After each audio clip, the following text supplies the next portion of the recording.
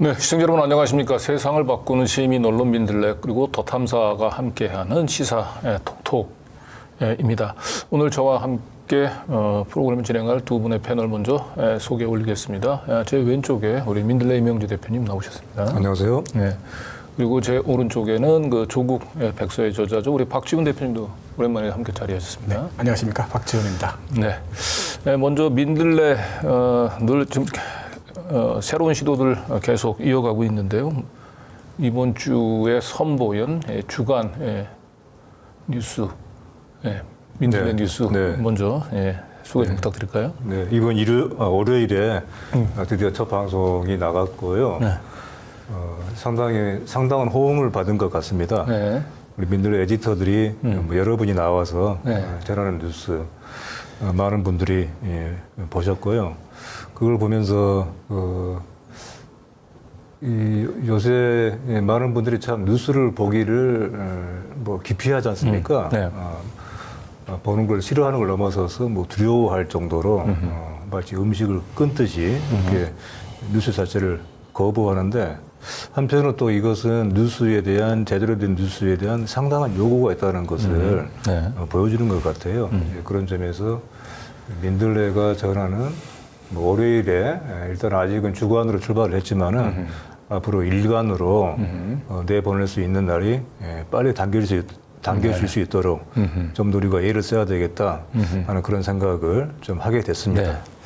더더군다나 지금 이제 올드보이 그 이동간의 그 귀환과 함께 이제 방송 장악이 시도되고 있는 가운데서 민들레가 이 텍스트를 벗어나서 이런 영상으로 그 우리 시민들을 만나는 시도는 상당히 여러 가지로 뜻깊은 의미가 있을 것 같습니다. 앞으로도 계속 분발해 주시길 바라고요. 네, 월요일 저녁 8시. 월요일 저녁 8시 일단은 주간으로 출발을 하고 그 우리가 체제가 이제 정비가 되면 이제 매일 8시에 민들레 뉴스를 만들 수 있을 것 같습니다. 자, 이런 가운데서 그 민들레를 이제 드디어 그 견제하는 이 움직임들이 본격화되기 시작을 하고 있는데, 이 국힘당의 그 김종혁, 이 중앙일보 출신이죠. 김종혁 중앙일보에서 아주 그 중요한 직책을 많이 지냈죠. 현재는 이제 국민의힘당에서 어디 지역 고향인가요? 거기 당협위원장을 맡고 있는, 최근에 이제 방송을 통해서 국힘당의 이런 이른바 그 주요한 농객 역할을 하고 있는 것 같아요. 여기서 민들레를 YTN 방송에 출연해가지고 유시민 씨가 민들레를 만들었고 유시민이 만드는 언론이기 때문에 객관성이 별로 없다. 이제 이런 발언을 한 모양입니다. 전혀 그 사실 부분에 도대체 어디서 이런 생각을 했는지 우리가 오히려 의아할 정도인데, 어떤 민들레에 이제 우리 유시민 작가가 글을 쓰는 것을 보고 아마 유시민 작가가 만든 매체다라고 이런 단순한 생각을 하는 것 같은데, 혹시 그 나무 위키 뭐 이런 쪽에 그 이런 얘기들이 나온 게 아닌가 싶어요. 그 중앙일보가 한때 저에 대해서 이제 그 기사를 쓰면서 나무 위키 기사를 그대로 긁어다가 저한테 아주 혼쭐이 났죠. 그래서 제가 정정 보도를 전구를 했었는데, 그래서 어디서 우리 민들레를 유시민 작가가 만든 언론이라고 이런 과감한 폄훼를 할 수 있는지 의문입니다. 이것은 이제 분명히 밝혀야 되겠다고 생각을 했던 것은 그냥 들을 수 있는 거 아닌가라는 생각을 잠깐 하게 되셨어요. 원체 이제 워낙에 얼토당토하는 얘기들이 많이 나오니까요. 이제 그럼에도 이것은 우리 민들레에 대한 이런 모독을 넘어서서 민들레를 보고 계시는 독자분들 또 시민분들에 대한 모독 행위이기 때문에 이건 그냥 두고 볼 수가 없다. 그래서 저희들 이제 고발도 하고 여기에 대한 YTN과 또 언론중재위원회를 통한 정정 요구 이것을 하려고 합니다. 저는 이게 이제 또 다른 누구도 아니고 언론인, 그야말로 우리나라의 유력한 언론인 출신의 그것도 그 언론사의 편집국장까지 지냈던 사람의 입에서 나온 허위 발언이라고 하는 점에서 다시 한번 또 우리 언론의 한 현실이 아닌가 싶기도 하고요. 제가 좀 무정을 얘기를 해주고 싶네요. 김정혁 씨라고 하는 신진 정치인으로 변신하는 과정에서의 성장통으로 이해하고 싶네요. 네. 어린이가 어른이 되는 과정에서의 네. 성장통이다. 하지만은 무엇이 잘못인가에 대해서는 분명하게 얘기를 해줘야 되겠다. 자기 스스로가 그런 자기 잘못을 깨달을 그런 가능성은 이렇게 높아 보이지 않으니까 우리가 그걸 알게 해줘야 되겠다. 그런 점에서 단호하게 대응을 하려고 합니다. 예.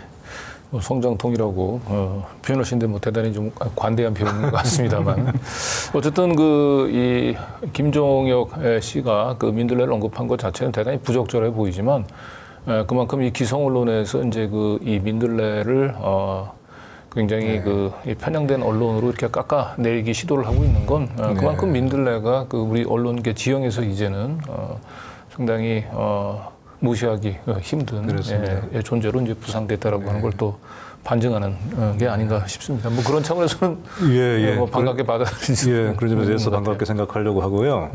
사실은 이제 민들레가 이제 좀 성장을 하고 창간 1년을 향해 가면서 민들레에 대해서만 이제 관심을 가지고 또 주목을 하는 사람들이 늘어나고 있는 하나의 그 증거가 아니냐 그렇게 생각을 하는데 하지만 이제 기왕 오늘 얘기가 나온 김에 이 얘기를 좀 하고 싶은 것이 있는데요.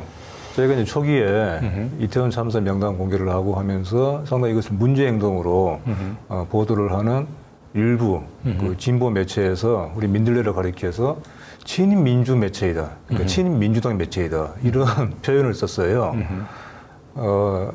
정말 너무나 이거는 어처구니가 없는 그런 얘기였는데, 분명히 말하지만은 우리는 친민주 매체 맞습니다. 근데 그것은 친민주당 매체가 아니라 친민주주의 매체이다. 그것에 대한 혼동을 하지 말아주기를 간곡하게 요청합니다. 네.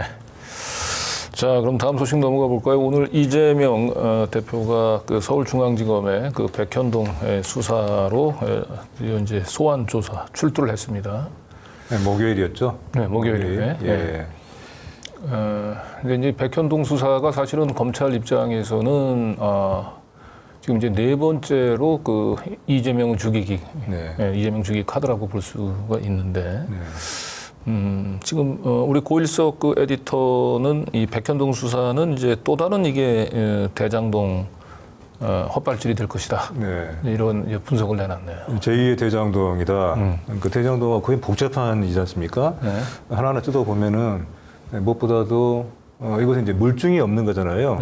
다만 하나 지금 있는 것은 진술일 뿐이죠. 한 사람의 진술. 대장동에는 유동규 씨가 있었고 이 백현동에는 정바울 씨죠. 정바울 대표. 두 사람의 진술이 거의 유일한 증거 아닌 증거로 지금 나오고 있는 것이죠. 두 사람의 진술도 아니고요. 엄격히 얘기하자면 이제 이 김인섭 씨가 이제 로비스트인 것 같고 이 정바울 씨가 이제 민간 업체인데 김인섭 씨한테 아마 정바울 씨가 200억 원의 자금을 로비 자금으로 건넨 것 같은데. 김인섭 씨는 이제 이 돈이 이재명 대표로 흘러들어갔다 뭐 이런 얘기는 안 합니다. 무리한 청탁이 없었다라고 얘기하고 유일하게 지금 이재명 대표를 지금 불리한 진술을 하고 있는 건 이 정바울 씨 같아요. 근데 정바울 씨도 직접적으로 자기가 돈을 전달한 게 아니고 내가 김인섭한테 줬던 200억 중에 당연히 이재명 몫도 있었을 거로 나는 판단했다. 추측을 한 거죠. 그렇게 얘기하는 것 같습니다. 이 정도를 가지고 제1야당의 제1당 그리고 야당 대표를 소환할 수 있다라고 얘기하는 게 참 대단한 검찰 같습니다.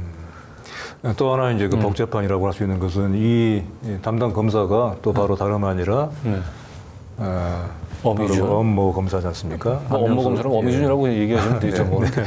한명수 총리 모해 위증 교사 의혹을 받고 있는 그리고 또 이제 정진상 씨에 대한 담당 검사였던 어미준. 어미준 검사의 특기는 이제 자신이 원하는 진술을 얻을 때까지 필요한 증인들을 이제 무한 반복으로 소환한다는 그런 특징을 가지고 있는데.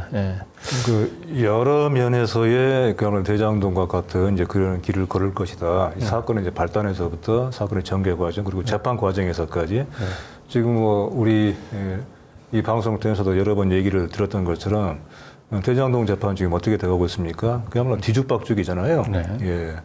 대장동 재판은 뭐 사실상 예. 이제 내년 4월 총선 전까지는 뭐 이제 예. 거의 그냥 멈춰져 있을 것 같습니다. 네. 왜냐하면 이게 내년 총선을 겨냥한 야당의 악재가 아니고 여당의 악재가 될 가능성이 높아서 네. 이제 새롭게 백현동으로 지금 군부를 떼는 것 같은데 이것도 역시 잘 안 되는 것 같아요. 그리고 제가 보기엔 이제 이쯤 되면 백현동 수사가 이제 어느 정도 이제 마무리되면은 민주당은 이 검사에 대한 이제 탄핵 이 카드를 한번 저는 써야 될 때가 지금 오지 않았나 싶습니다. 네. 그래서 그 이제 1번 타깃은 아마 어미준 검사가 되지 않을까 이제 그런 생각을 해보는데. 예. 자 어쨌든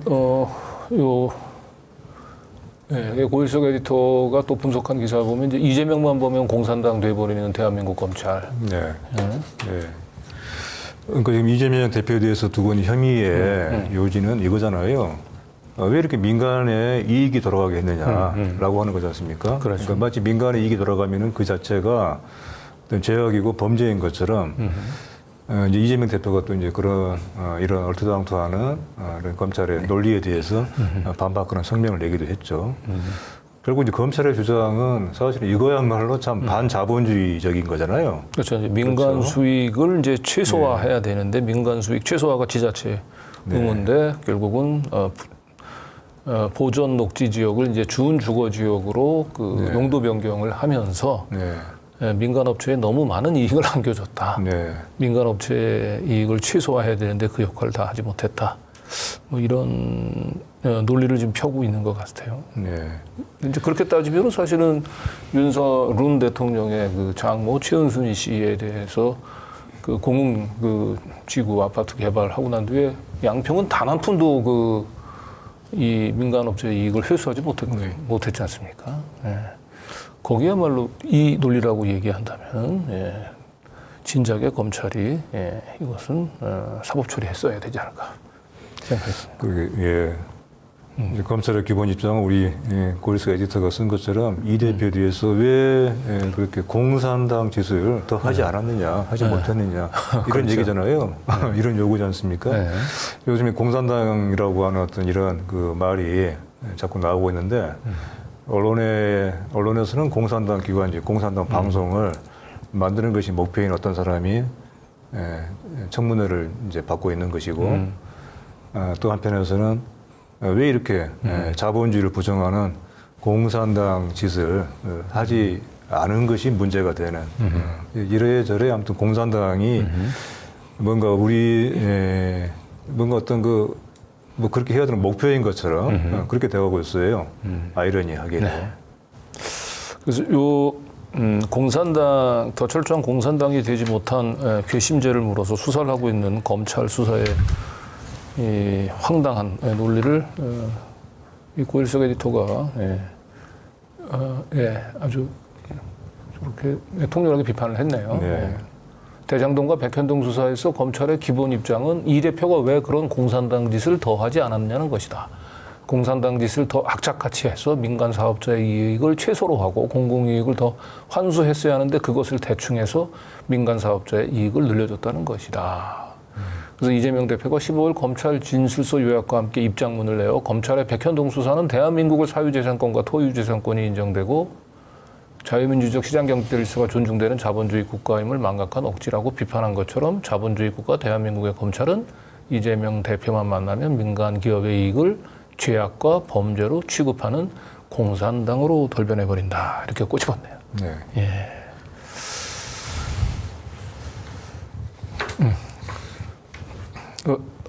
본격적으로 한번 이제 오늘 우리 조국 백서의 저자인 우리 박지훈 대표의 시간인 것 같은데 조국 전 장관에 대한 이 검찰의 마녀 사냥 참 오래 갑니다.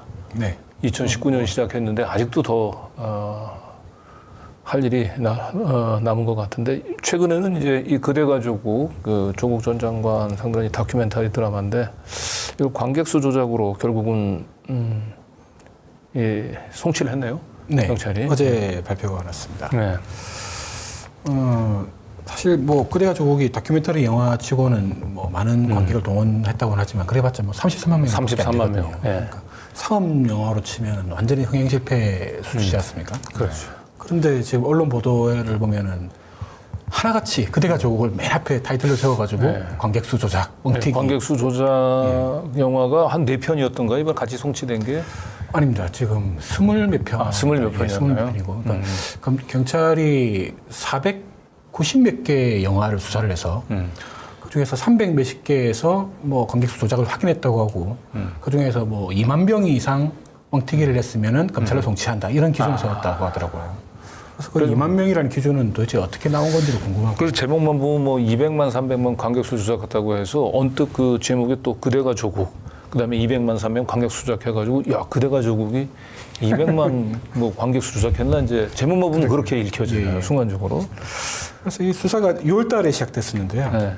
그때도 좀 의아했던 부분이 사실 뭐 그대가 조국은 아예 그냥 표적 수사를 하면은 오히려 모양새가 나았을 텐데 이걸 뭐 블록버스터급 영화들하고 같이 올려가지고 이제 뭐 좀 조용하게 뭐 명분을 만들려고 했던 모양인데 오히려 모양이 이상해져 버렸죠. 그렇죠. 다큐멘터리 영화 지금 여기 뭐 많은 기사에서 표제어에서는 안 나오는데 문재인입니다도 똑같이 지금 총치를 했더라고요. 아 문재인이라도 송치가 되군요. 예.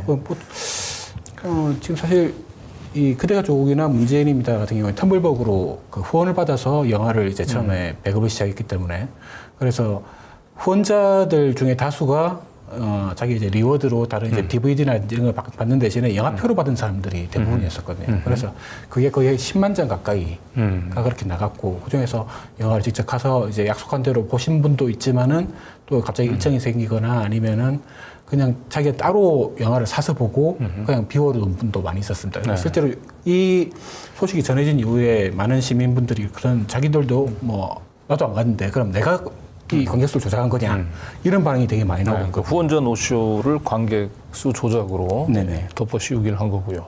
다른 영화들하고 조금 다른 거죠, 그러니까. 그렇죠. 예. 완전히 뭐 질이 다른 거죠. 그러니까 다른 영화들 같은 경우에는 배급사가 돈을 내서 이제 그렇게 한다고 하면 이거 뭐 조작이라고 볼 수도 있는 그런 예지도 있겠지만은 저희 같은 경우에는 관객이 적극적으로 자기는 언제 보러 가겠다고 신청을 해놓고 안 가고 이제 그것 때문에 펑크 뭐 일종의 노쇼가 된 건데 그걸 문제가 생긴다고 하면 주체의 문제가 책임을 져야 될 주체가 사실 관객한테 넘어야 되는 문제인 거죠. 좀 억지스러운 수사인 거고요. 네.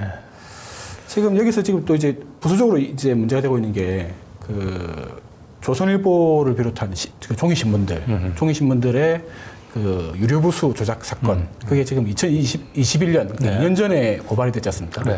제 기억으로 2021 3월달에 그 민생경제연구소하고 민주당이 각각 그 고발을 했는데 ABC 협회하고 조선일보 두 군데를 조사를 그 고발을 했죠. 그리고 그해 7월달에 몇 달이나 지나서 수사 착수했다라는 기사가 한번 나왔고 작년 8월달에 조선일보를 한번 압수해 수색을 했습니다. 서울 네. 그 경찰청에서요. 그리고는 지금 또 다시 또 1년 동안 아무 소식이 없습니다. 그러니까 사실 이쪽에 신문 부수 같은 경우는 조사 결과에서 뭐 많으면은 한 50% 적어도 한 60% 정도의 실제 유료 부수밖에 안 나왔거든요. 다시 말해서 40% 50%의 조작이 나왔던 거죠. 어마어마한 그렇죠. 숫자인데 영화 같은 경우에는 지금 예를 들어서 저희 그대가 조국에서 그 조작이 있었다고 실제 사실이 맞다고 하더라도 그건 경찰 수사기관 맞다고 하더라도 33만 명 중에 2만 명 정도라는 건데 2만 명. 네. 뭐 10%도 안 되는 숫자였으니까 그게 그대로 맞다고 하더라도 되게 억울하지만 근데 이 신문들은 지금 몇십 퍼센트 40% 50%씩의 그런 조작이 이미 확인된데도 불구하고 경찰은 지금 수사를 지금 2년 이상 지금 눈치고 있는 거죠. 그러면서 네, 근데 이 관객 수가 부풀려지게 되면은 뭐 부가적으로 얻는 이익 같은 게 있나요? 영화 진영에서 뭐 보조금을 준다든지. 한국 영화에서 좀 큰 영화에서 뭐 그런 게 있을지도 모르겠습니다. 상대 그게 그렇게 크지는 않은 걸로 알고 있고 그와 달리 이제 이 종이신문 같은 경우에는 국가 보조금과 국가 보조금을 예, 받죠. 광고 보조금 같은 게 되게 많이 나가지 않습니까? 몇십억 그렇죠. 단위로 나가기 때문에. 그렇죠. 그런 확실한 보상이 있는 거죠. 예, 그래서 이거는 단순히 이제 업무방해의 문제가 아니라 사기가 들어가게 되고 국가보조금법 위반까지 들어가게 되는 아주 심각한 범죄인 거죠. 근데 원래 어쨌든 이 경찰에서는 이제 그대가 조국을 타깃으로 해서 이제 수사를 진행하려고 했었는데 워낙 이게 보복 수사라고 하는 인상을 주길 수 있으니까 이제 여러 영화들을 같이 묶어서 이제 물타기를 하는 거죠. 네네. 했고 참 지솔하네요. 그래서 영화 저 예술계 쪽에서 우리 이 경찰이나 수사기관들을 원망하지 말고 조국 전 장관을 원망하는 뭐 그런 이런 신호인 것 같기도 합니다. 자 그리고 또 얼마 전에는 그 조국 부부의 딸 그 조민 씨에 대한 기소가 또 진행되기도 했죠. 그 벌써 이것도 거의 2달 가까이 검찰에서 조민 씨를 기소할 수도 있다라고 흘리면서 부모의 태도를 보겠다 이런 참 기괴한 행태를 보였었죠. 더구나 이제 조민 씨가 사실은 이제 뭐 고려대하고 그 부산대를 상대로 한 소송을 취하하면서 자신의 이제 모든 이제 학위를 사실상 이제 반납한 거잖아요. 네네. 그래서 이런 정도 의사 면허도 반납을 사실상 그러니까요. 거고요. 예. 이런 정도면은 지금 현재 검찰에서 수사를 통해 가지고 주장하고 있는 그 모든 자신들이 가지고 있었던 모든 것들을 다 내려놓은 거면 네. 뭐이 정도면 거기다 부모까지 지금 기소가 돼 있는 마당에 추가로 이분들을 기소를 한다라고 하는 거는 참 이건 그렇죠. 이제 너무 잔혹해요. 예. 그래서. 법조계에 있는 분들도 그 4년이나 지나서 무려 4년이나 지나서 이제 딸을 추가 기소한다라는 거는 이게 억지 기소이고 별건 수사라고 이제 그렇게 보는 시각이 훨씬 더 강하더라고요. 그리고 사실 검찰은 이제 1심 1, 2, 3심 판결에서 그 조민 씨가 정경심 교수의 공범으로 적시돼 있기 때문에 어쩔 수 없이 뭐 기소할 수밖에 없다라는 식으로 그렇게 얘기를 하고 사실 그럴 것 같으면 처음부터 흘리지 말았어야 했죠. 그리고 사실 또 이 정경심 교수의 1, 2, 3심 판결문은 제가 이제 뭐 수없이 이제 다시 확인하고 있는데 실질적으로는 판단을 안 했습니다. 공범인지 여부에 대해서 그냥 그 검찰의 그 공소장에서 정경심 교수가 위조했고 조민 씨가 제출했다라고밖에 안 써 있는 걸 그거 가지고 그대로 용인만 한 거죠. 근데 상대적으로 이제 같은 조국 사태에서 있었던 사건 중에서 사모펀드 사건 같은 경우에 이 오촌 조카라고 하는 그 조문동 씨만 기소가 되고 그 공범들 오히려 주범에 가까운 익성일당 그다음에 우욱환 씨 이런 사람들 같은 경우에는 아예 기소를 안 했는데 우리 그쪽에서는 그 재판부가 아주 조목조목 어떻게 공범인지를 아주 세세하게 명시를 해놨거든요. 네. 그래서 실질적인 공범 판단이 이루어졌는데도 불구하고 그쪽은 기소를 안 하고 조민 씨는 실질적인 판단이 없이 그냥 공범이라고 검찰의 주장을 그대로 인용만 했을 뿐인데 그걸 가지고 그 재판부의 판단이라면서 그걸로 이제 기소를 한다고 하는 형평성 면에서 말도 안 되는 이런 행태를 벌이고 있는 거죠. 네. 뭐 이런 식이라고 얘기한다면 사실은 이제 도이치모터스 주가 조작 사건에 김건희 씨는 벌써 뭐 기소가 됐어야 되는 상황이 있고 또 도천동 땅 그 사문서 위조 사건 관련해서 최은순 씨만 지금 뭐 그 실형 선고가 이루어졌습니다만 사실 김건희 씨도 그 도천동 땅 사기 사건 관련해서 그 뭐 자금을 어디서 끌어온다든지 그리고 사문서 직접 위조해 주셨던 김땡성 씨가 사실은 또 김건희 씨하고 아주 매우 가까운 같은 회사의 이제 직원이기도 하고. 그렇기 때문에 이번에 이 판결문에도 사실은 김건희 씨 이름이 이제 그 공범과의 관계를 기재하면서 하는 거 2번씩이나 등장을 했거든요. 맞습니다. 이렇게 뭐 가족들까지도 성역 없이 봐주지 않고 피도 눈물도 없는 수사를 한다라고 하면은 그야말로 김건희 씨는 참 가루가 됐어야 되지 않을까 싶은데. 네.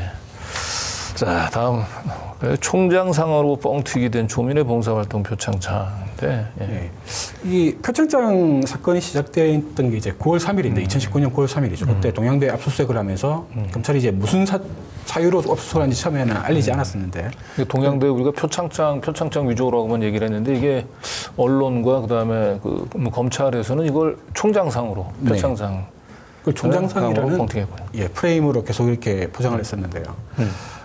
사실 이 총장상이라고는 용어가 그 전에 실제로 쓰이지 않았던 이제 뭐 신조어에 가까운 얘기죠.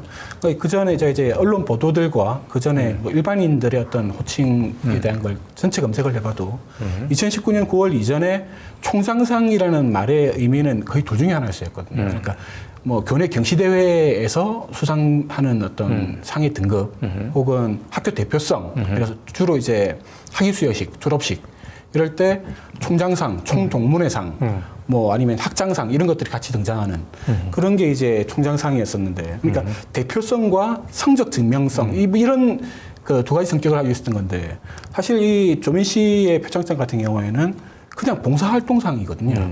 그 실제로 표창장이라고 써 있고 밑에 부제로도 봉사활동상이라고 명시가 되어 있습니다. 네. 그래서 그걸 누가 실제로 봤을 때 이걸 총장상이라고 오해할 리가 전혀 없는 거죠.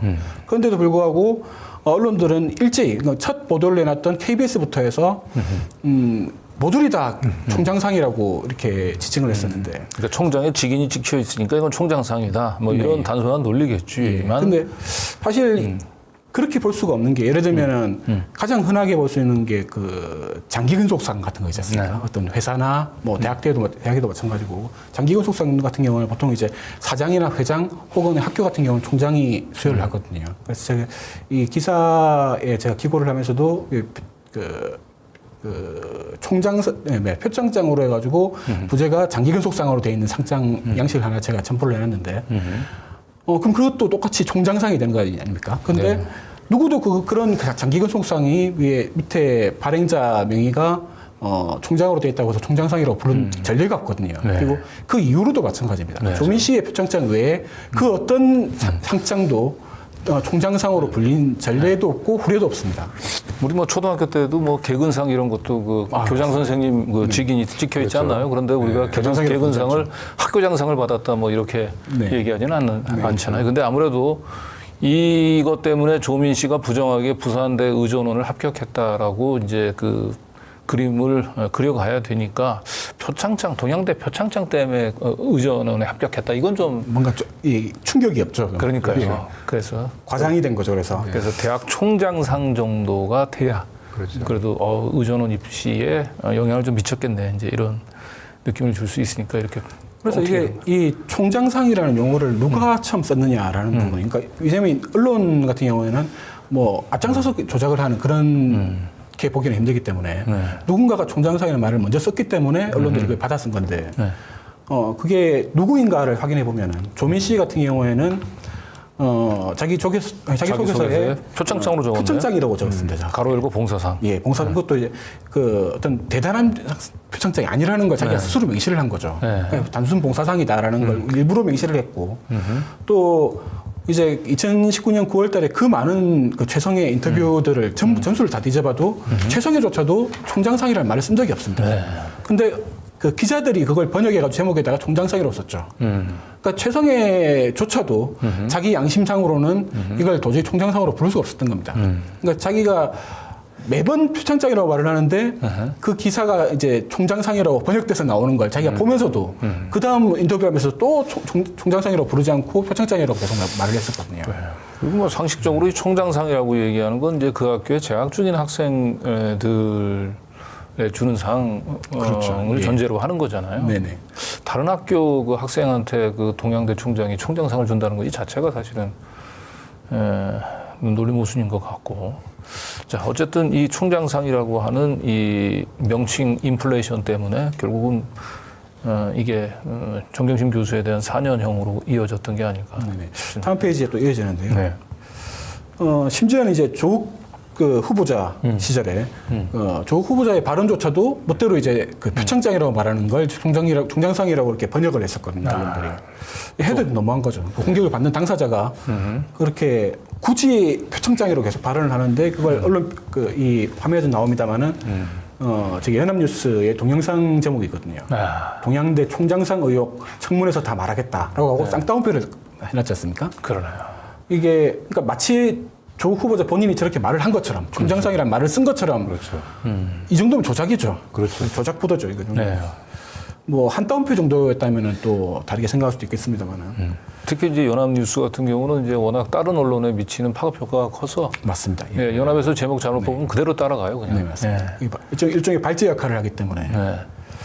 이게 이 총장상이라는 말을 누가 처음 썼는가에 대해서 추적을 해보면은 사실 그 소스가 당시 자유한국당이었죠. 지금 이제 그 국힘당. 그 당시에 이제 그 곽상도 의원이 동양대에 보내고 이제 그 다시 회신해가지고 그걸 받아가지고 공개한 문서에 보면은 총장상 내역이라는 공문이었거든요. 그러니까 우리가 확인 가능한 모든 소스 중에서 가장 최초의 소스가 이 곽상도 의원의 그 동양대 협조 공문이었던 거죠. 네.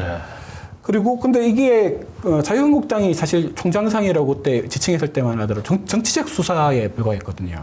그러니까 이게 어떤 범죄적인 의미로 이렇게 동갑할 수 있는 그런 게 아니었었는데 그게 9월 3일에 동양대 압수수색을 계기로 해서 검찰에서 흘려준 정보로 다시 소화돼서 나온 거에서는 이 하나의 범죄적인 개념에서의 총장상으로 둔갑을 해버린 거죠. 그래서 처음에 총장상 프레임을 만든 건 자유한국당이지만 실제로 이제 그걸 제대로 이제 어떤 수사의 프레임으로 재포장을 한 게 검찰이다. 이렇게 볼 수 있을 것 같습니다. 네. 그리고 최성해가 그 총장상이라고 하는 언급은 유일하게 그 재판부가 묻는 질문에 답변을 하면서 총장상이라고 얘기를. 네네. 증인 출석에서 최성해가 이제 총장상이라는 말을 딱 한 번 이제 그 이전에도 없었고 이후도 없었고 딱 한 번 총장상의 말을 했는데 재판부가 질문을 했었거든요. 이건 총장상이냐 일반 상장이냐라고 하니까 처음에 최성해가 일반 상장입니다라고 했다가 네, 뭐 재판부 눈치를 보다가 갑자기 이제 말을 바꿔가지고 총장상입니다 이렇게 나왔거든요. 그러니까 그때 한번 딱 총장상이라는 말을 썼고 이전에도 없었고 이후에도 없었습니다. 1심 때 임정엽 재판부. 네네.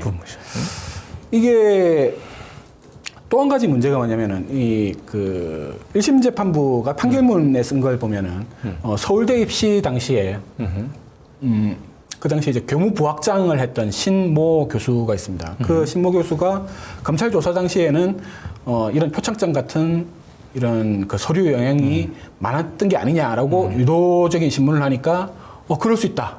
그건 이제 시인하는 취지로 이렇게 검찰에서는 답변을 했다가 이분이 이제 그 2020년에 그 증인으로 출석해서는 말을 완전히 뒤집어였거든요. 그러니까 자기가 검찰 조사 당시에 그렇게 발언했던 것은 다른 학생들의 그 점수를 보지 못한 상태였다. 그래서 다른 학생들하고 이제 다 비교 검토를 해보고 다시 확인해 보니까 조민 씨의 서류 점수가 평가 점수가 절대 높은 게 아니었다. 163명 중인가에서 150몇 등 아주 하위였던 거죠. 그러니까 서류 평가는 오히려 꼴찌 수준에 가까웠던 겁니다. 오히려 이제 그 영어 점수라든지 이런 것들이 높아가지고 1차 통과를 했던 거고. 그러니까 검찰에서 이제 그때 서울대 의전원 입시에서 씌운 혐의가 그거였던 거거든요. 1차 통과를 했기 때문에 이건 업무 방해가 된 거다라고 한 건데 1차 통과의 원인이 이런 서류가 아니었던 거죠. 표준형 같은. 근데 서류 심사교에서는 160명 중에 150등급. 예, 153등인가 그렇습니다. 예. 근데 이거 1심 재판부가 이걸 고의인지 뭐 아니면 실수인지는 확인이 불가능합니다. 그래서 고의라고 볼 수밖에 없는 게 신 교수의 증언을 어떻게 인용을 해놨냐면 판시에다가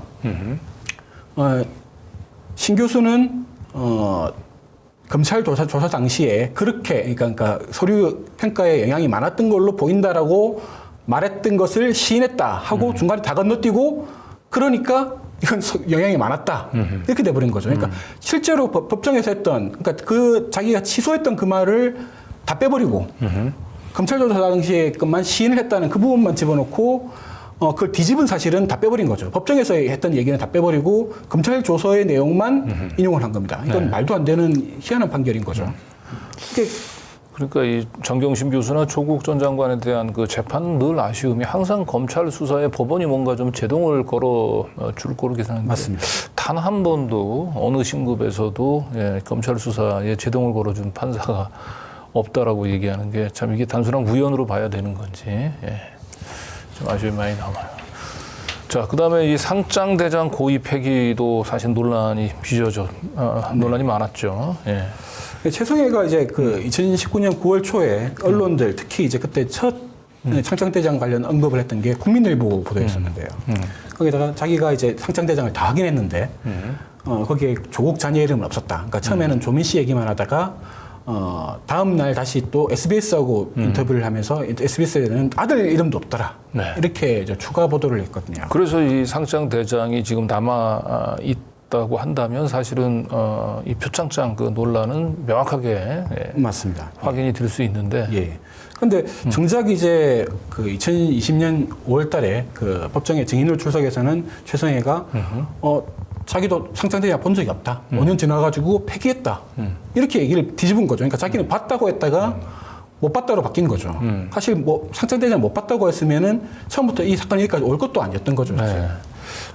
저도 직접 최승일 총장하고 몇 번 통화를 했었는데 계속 이 부분들은 좀 말이 오락가락 했어요. 예. 그러니까 처음에는 보존 연한이 뭐 한 5년쯤 돼가지고 5년치 서류 다 한꺼번에 묶어가지고 뭐 폐기를 했다라고 네네. 얘기를 했다가 그 다음에는 뭐 나중에 이게 연구 보존 문서인데 이 서류 관리하는 직원이 좀 실수를 한 것 같다 뭐 이런 얘기도 하고. 네네. 예. 근데 이제 최성희가 이제 법정에서 그 말을 뒤집은 후에 국민일보 SBS는 이제 그 보도에서 책임이 있지 않습니까? 사실 9월달에 이제 자기들이 이제 상장대장을 봤다라는 그 확인했다라고 하는 그걸 인용해가지고 기사화를 했었기 때문에. 근데 국민일보는 아예 그 해당 공판을 취재를 안 했고 SBS는 정반대로 이제 취재를 해서 세 꼭지나 기사를 냈습니다. 그 당일날. 그런데 이 상장대장 폐기 문제는 아예 보도를 안 하고 넘어가 버렸죠. 아주 비윤리적인 행태입니다. 네. SBS가 취재력이 굉장히 좋은 언론사잖아요. 검찰이 압수수색도 하기 전에 이미 정경심 교수의 BC에서 예언을 하는 파일이 3일 후에 발견될 것이다라고 예언을 하는. 그리고 저보다도 먼저 제가 기소된 사실을 먼저 저 오세훈 서울시장의 부인 송현욱 교수의 강의실 주거 침입으로 제가 기소된 사실을 저보다 먼저 알고 보도를 했던 아주 대단한 취재력을 가진 언론사예요. 근데 이제 차후에 이제 오마이뉴스에서 추가 보도가 나왔었는데 알고 보니까 이 상장대장이라는 것은 5년 보관 기간이 아니라 준연구로 규정이 되어 있는 거죠. 이게 국가기록원의 가이드에 따라서 준연구로 지정이 되어 있는 건데 거기서 제가 구체적인 지침을 찾아보니까 준연구라는 말이 좀 애매하니까 70년이더라고요. 70년 동안 보관을 하도록 되어 있습니다. 그러니까 70년 이제 완전 연구가 아니고 준연구인 이유는 그 수상자인 그 사람이 70년 이후면 생존했을 가능성이 별로 없으니까. 그래서 그걸 감안해서 준연구, 그 이후까지 행정력을 동원할 필요가 없으니까 그걸 이제 감안해서 이제 완전 연구는 아니고 준연구를 해놨는데 따라서 이제 최성희가 이제 5년이 지나서 폐기했다고 하는 것은 당연히 허위가 되는 거고, 더욱이 이제 별도로 이제 그 증언에 나섰던 이제 예전에 동양대 다녔던 이제 그 교수님의 증언에 따르면은 최성희가 이제 2019년 8월 27일경에 자신한 전화를 해서 이 그 수상 내역, 표창장 수상 내역에 대해서 문의를 하면서, 왜냐하면 그 당시에 이제 이 교수님이 김모 교수인데, 김모 교수님께서 당시 이제 그 동양대 교양학부 부장이었거든요. 학부장이었거든요. 그래서 그 사실 2012년, 2013년 당시에 그 수상 내역에 대해서 이제 문의를 하면서 최성희가 덧붙인 말이 상장대장이 폐기해버릴까 이런 말을 했다는 겁니다. 그리고 이 사실이 이제 법정에서 사실로 인정이 됐습니다. 그런 얘기를 한 사실이. 최성희도 인정을 했나요, 그러면? 최성희는 안 했죠. 최성희는 안 했겠죠. 그런데 재판부는 이 증언을 전원인데도 불구하고 그대로 사실로 인정을 했고, 이걸 신기하게도 어떻게 이런 논리가 가능한지 모르겠는데 그걸 거꾸로 최성희한테 유리하게 해석을 했습니다. 그러니까 상장대장 폐기 문제는 아예 거론을 안 하고 최성희가 상장대장 폐기를 고민하면서 같이 한 말이 학교와 정경심 교수에 대해서 곤란해지니까라는 말을 했다는, 그걸 그대로 사실로 인정해서 정경심 교수에 대해서 우호적이었다라고 판단하는 겁니다. 그러니까 실제로 이제 상장대장 폐기 문제는 더 심각한 문제인데도 불구하고 이 본말이 전도된 이상한 판단을 한 거죠. 그러니까 상장대장이 폐기됐다라고 얘기한다면은 사실은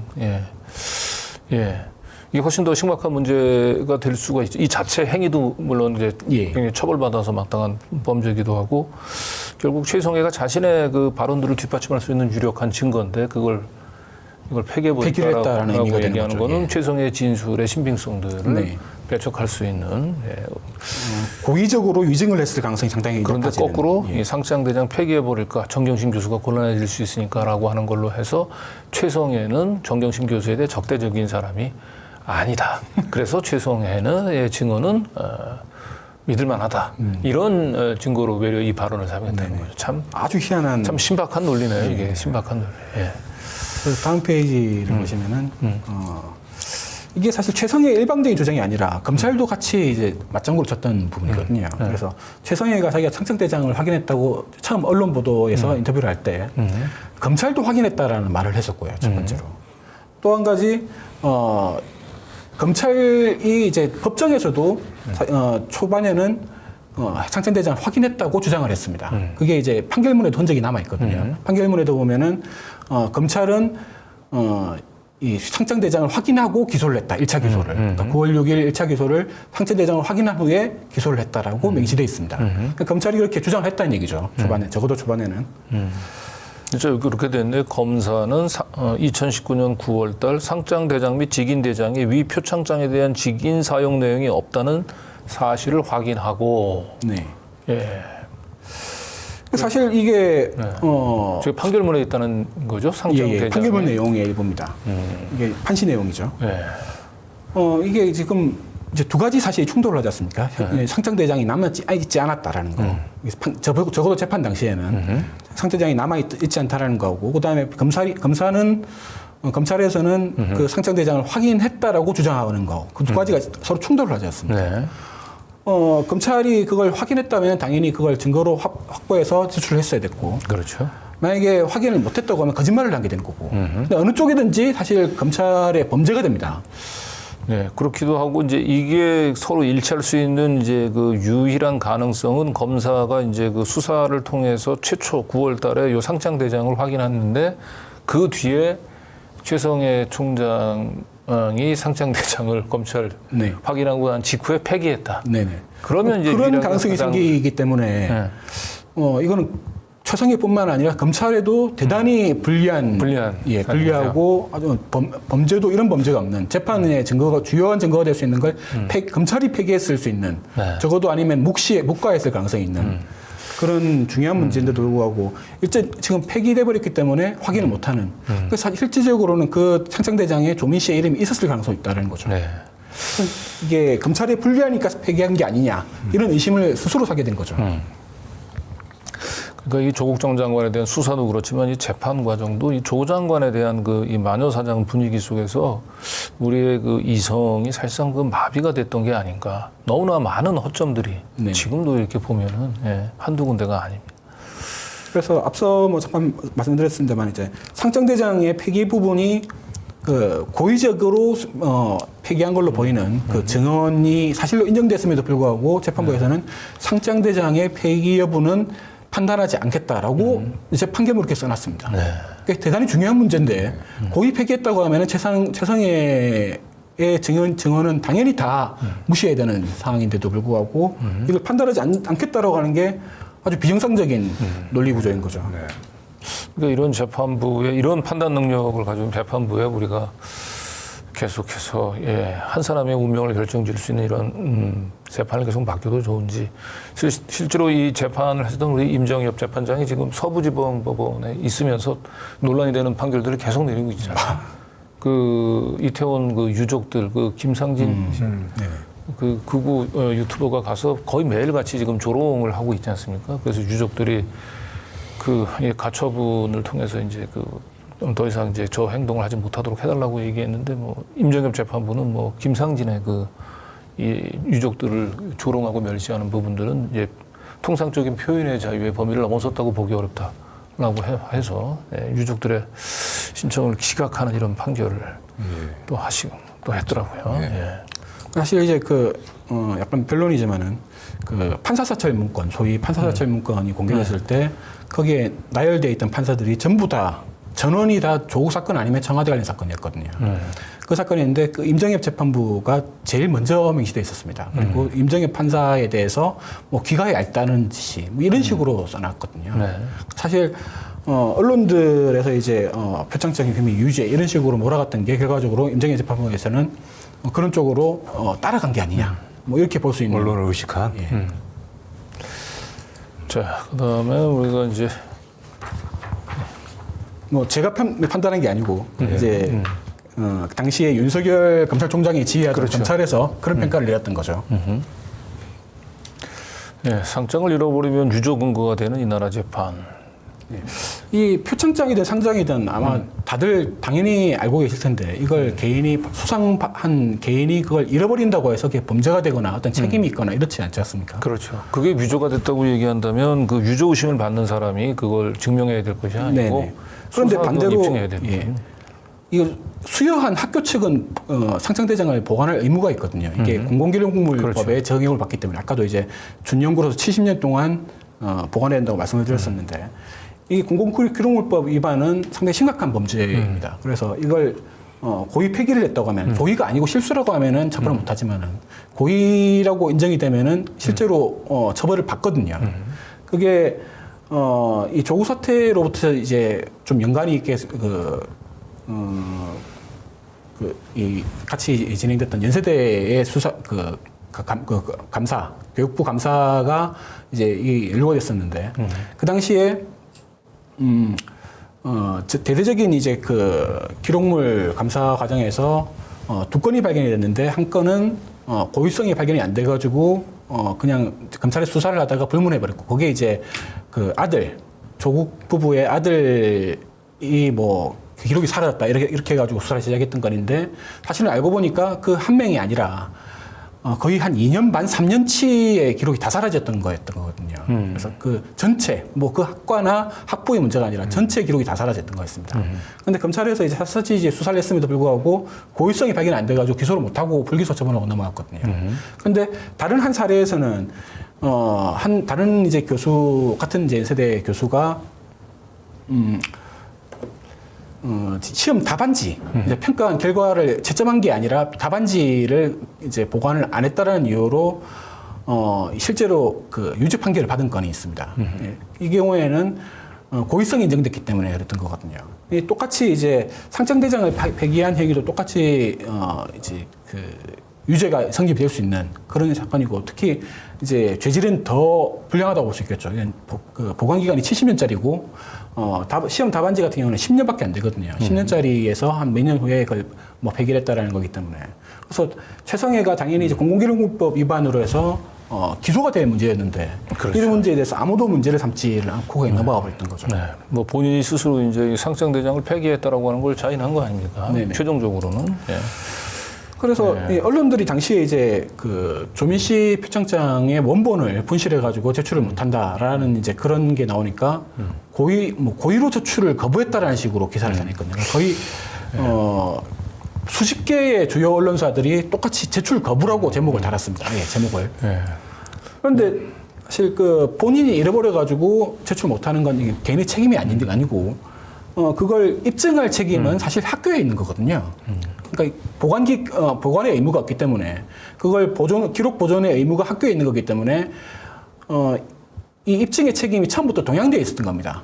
조국 부부가 아니라. 그런데도 불구하고 이 모든 프레임이 니들이 입증해라. 원본을 제출 못해? 그럼 유죄. 이렇게 나왔던 거고 실제로 재판부도 제출을 거부했다라고 판시를 하고 그래서 유죄 근거로 중에 하나로 판단을 했거든요. 말도 안 되는 이상한 판단을 한 거죠. 네. 그러니까 이제 피고인이 스스로 자신의 무죄를 결백을 입증을 해야 되는 형사 재판은 검사가 유죄를 입증을 해야 되는 것인데 이제 피고인에게 자신의 무죄를 네 죄를 네가 결백을 입증하지 못하면 너는 유죄다 이제 이런 건데 뭐 제가 뭐 전문가는 아닙니다만 형소법의 대원칙을 당연히 그렇습니다. 네, 뒤엎은 판결이 아닌가 싶고. 근데 뭔지 느낌에 저는 최성해 이분이 그 상장대장을 어디선가 좀 가지고 있을 것 같은 느낌도 들어요. 어쩜 그럴지도 모르겠죠. 네? 예. 그래서 이 뭔가 윤석열 정권이 조금 이제 회복 불능의 그 단계에 접어들었다고 싶으면 이제 다시 본인이 상장대장을 흔들면서 이 시대의 사건인 조국 전 장관 사건을 다시 완전히 완벽한 그러고 나서는 뭐 없지 않겠습니다. 예. 일단 최성해 총장님 제가 가끔씩 문안 인사 드리는데 상장대장 혹시 가지고 계시면 폐기하지 말고 꼭 잘 보관하고 계시다가 나중에 세상을 다시 한번 좀 놀래켜 주시면 자. 예. 최성해의 이제 위증 동기 혹은 신뢰성 문제를 따졌을 때 이제 반드시 짚고 넘어가야 될 두 가지 문제가 있는데 하나는 한국 교회 언론회에서 나온 이제 컬럼의 문제거든요. 이 한국 교회 언론회라는 단체는 사실은 예전에 이제 2000년이죠. 정확하게 2000년에 PD수첩에서 그 보수 대형 교회들의 그 세습 문제를 따질 때 그 세습 문제를 이제 비판했던 PD수첩 프로에 대해서 방송 금지 가처분을 하기 위해서 이제 그 보수 기독교 교회들이 만들었던 단체였거든요. 그게 이제 한국 교회 뭐 언론 대책위원회 뭐 이런 식으로 만들었던 건데 그게 이제 상설화되면서 이제 한국 교회 언론회라고 이름을 이제 줄여서 이렇게 바꾼 겁니다. 근데 최성해가 이 단체의 이사장을 무려 지금 17년 동안 연임을 하고 있습니다.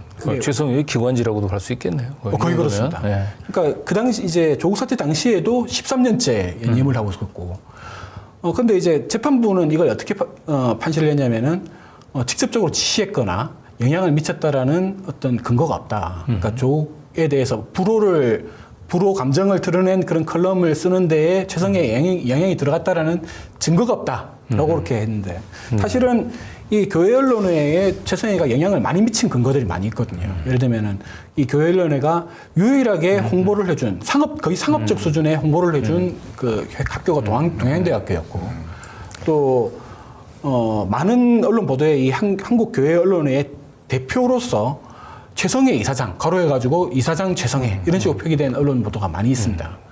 뭐 이런 여러 가지 연결고리가 있는데도 불구하고 합리적인 그런 의혹이 있는데도 불구하고 증거가 없다라고 하면서 이제 배척해 버렸고요. 또 한 가지는 최성해가 이제 그 동양대의 재정지원대학 그 재지정 문제에서 대해서 이제 조국 교수한테 그 로비를 하려고 시도했던 그 건이 있었는데 이 건은 재판부에서 사실로 사실상 인정을 했습니다. 인정을 했는데도 불구하고 그 다음에 또 이상한 논리를 들여가지고 그걸 증거 가치를 빼버렸는데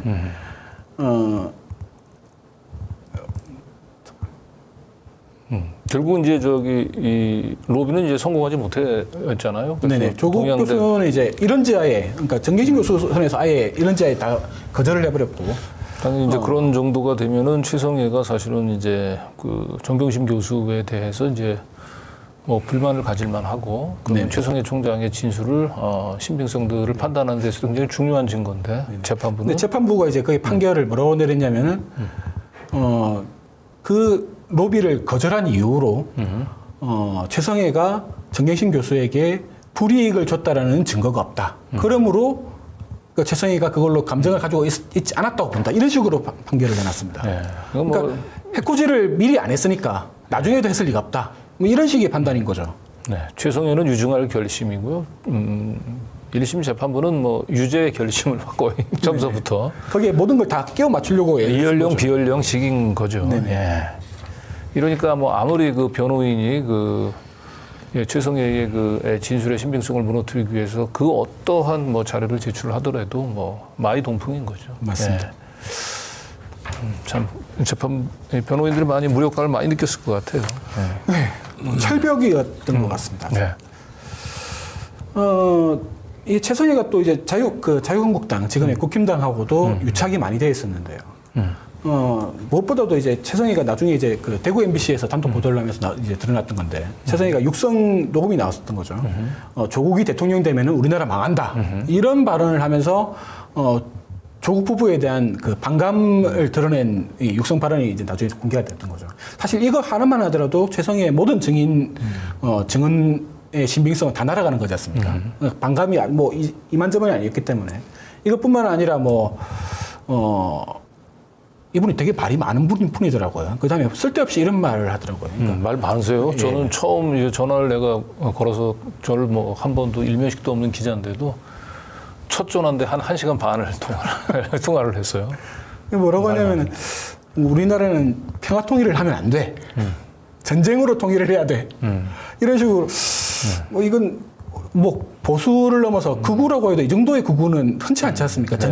반드시 전쟁을 해서 이제 통일을 해야 된다. 이런 식의 발언을. 저도 1시간 반 동안 통화를 하면서 이 대학 총장이신 분이 맞나 이분이. 워낙 그 논리가 없고 앞뒤가 안 맞고 그리고 지금 얘기했던 대로 비상식적인 그 언어의 남발. 그런데 어떻게 1심 재판부에서는 어떻게 이분을 신뢰할 만한 인물이라고 판단을 했는지 사람 보는 눈이 또 이렇게 다를 수가 있구나 싶어요. 네. 그리고 1심부터 이제 변호인이 주장했던 것 중에 하나 최성해가 자유한국당에 공천을 약속받았다. 그런 정황이 있다라고 주장을 했었는데 1심 재판부가 이제 그 증거가 없다고 하면서 이제 배척을 했었죠. 그런데 항소심 과정에서 새로 나온 보도가 최성해가 자기 입으로 먼저 자유한국당, 그 당시에 이제 미래한국당이죠. 미래한국당의 비례대표 5번 이내로 공천받을 약속을 받았었는데 내가 고민하다가 안 나가기로 했다. 이렇게 스스로 발언을 했다는 거죠. 사실이었던 겁니다. 그러니까 공천 약속. 그것도 단순 지역구 공천 정도가 아니라 이제 뭐 비례대표 5번 이내면은 뭐 사실 당선권이지 않습니까? 그렇죠. 예, 이런 뭐 아주 대단한 이런 그 특혜를 보장받을 수 있었기 때문에 위증 동기가 아주 넘쳐났던 거죠. 그리고 이 최성해가 사실 그 당시에 그 영주 지역, 영주하고 영천, 예천 이런 뭐 영천이 아니고 영주하고 몇 개가 이제 군이 엮여 있는데 그 지역구에 국회의원이었던 최교일하고 상당히 깊은 커넥션이 있었다라는 것도 이제 PD수첩 보도에서 많이 보도가 됐고요. 이런 온갖 종류의 이제 그 위증 동기들이 뭐 이건 철철 넘쳐나는 정도였습니까? 그런데도 불구하고 이걸 최성해를 신뢰할 수 있다고 해서 1심에서 했고, 근데 2심에서는 더 웃기는 게, 더 황당한 게, 이렇게 이제 도저히 부인할 수가 없는 상황이 되니까 2심에서는 아예 판결문에서 최성해를 다 지워버렸습니다. 2심 판결문 전체에 최성해가 나오질 않습니다. 그러니까 최성해가 딱 지워버리고 그래도 유죄 이렇게 해버린 거죠. 네. 그러니까 1심 때 이제 가장 강력한 유죄 증거로 삼았던 이제 최성해의 증언들을 그냥 2심 때가 다 그냥 삭제해버렸군요. 그러니까 뭐 그게 증거로 제출됐는데도 불구하고 그 증거에 대해서 언급 자체를 하지 않았습니다. 그리고 사실은 이제 최성해의 이제 그 위증 동기를 설명하는 데 있어서는 이제 국힘당과의 관계도 그렇지만 사실 검찰과의 관계 이런 부분에 있어서도 뭐 주목할 부분들이 많이 있죠. 대표적으로 뭐 예를 들면 그 윤석열 그 검찰총장의 이제 그 결혼식 때 주례를 봤던 정상명 전 검찰총장이 그 동양대의 이사장을 했었잖아요. 아, 그랬군요. 그건 잘 몰라보고 정상명이 그래서 그 최성해하고 같이 그 동양대에서 학생들한테 그 급식 밥 뜨는 그런 행사에 같이 참여한 그런 사진도 남아 있고. 중요한 포인트네요. 예. 그리고 결국은 이게 이제 윤석열 총장의 이제 주례도 보고 대통령 되고 난 뒤에 뭐 5월 달인가요? 그 얼마 안 있어가지고 그 서울 시내를 돌면서 차수 변경하면서 술을 마신 분 있잖아요. 네네. 그 아크로비스타에서 이제 마지막 술을 입가심으로 먹는데 그 당시에 한 대여섯 명 정도 술 먹는 멤버 중에 한 명이 뭐 정상명 총장 전 검찰총장이라는 얘기도 좀 있거든요. 예. 그래서 검찰과의 커넥션 문제도 원래는 기사화를 했어야 됐었는데 이제 제 일정이 이제 너무 뒤로 쳐져서 그렇죠. 이 부분에서 앞쪽에서 너무 많이 늘어져서 그리고 최성해가 이제 그 뒤에 이제 배임으로 이제 수사를 받을 때 변호인이 그 또 안대희 전 그 특수부 출신의 안대희 전 대법관 그분만 들으면 최성해가 또 스스로 그 윤석열 검찰총장하고 같이 밥을 먹었다라고 이제 떠들고 다니기도 했거든요. 그렇게 본인 스스로 그랬죠. 네. 예. 그리고 학교 공사 관련해서 이미 2019년 당시에 수사를 받고 있는 상황이었고 그걸 회피하기 위해서 뭐 여러 가지 예를 많이 쓰기도 했기 때문에 사실 검찰의 수사가 들어오면 최성해 입장에서는 뭐 객관적으로 보더라도 검찰의 입맛에 맞춰줘야 되는 그런 상황이기도 했습니다. 예.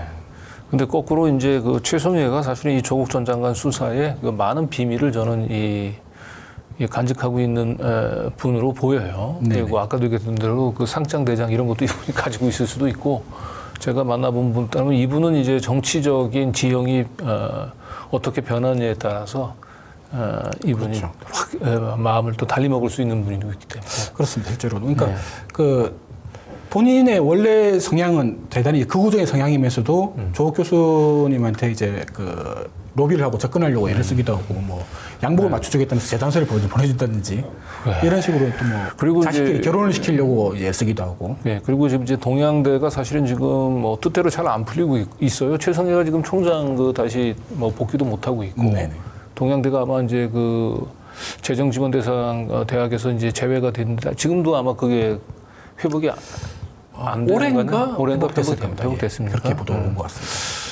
어쨌든 자기는 자기의 모든 걸 다 걸고 이 검찰을 그 도와줬는데 그 본인이 그 받는 반대급부가 영 시원찮다는 자기를 홀대한다는 생각을 하면 언제든지 이분이 폭탄 선언을 할 가능성이 있는 분입니다. 끝까지 한번 이 최성해 총장은 주시할 필요가 있을 것 같습니다. 자, 이렇게 이제 우리 박지훈 대표가 이 조국 전 장관과 관련된 이 재판 다시 한번 오랜만에 다시 리뷰를 했는데 다시 봐도 이 조국 전 장관에 대한 재판은 우리 사법부가 이런 식으로 그 무지성으로 판결을 했구나라고 하는. 뭐 검찰은 그렇다 치더라도 그러게. 사법부의 수치가 아닐까. 그러니까 정치적인 부실 투성이 허점 투성이인데 우리 이제 박지훈 선생님께서 이걸 조국 사태라고 명명을 했지 않습니까? 근데 왜 조국 사태라고 했는지에 대해서 상당히 이제 많은 고민을 했잖아요. 네.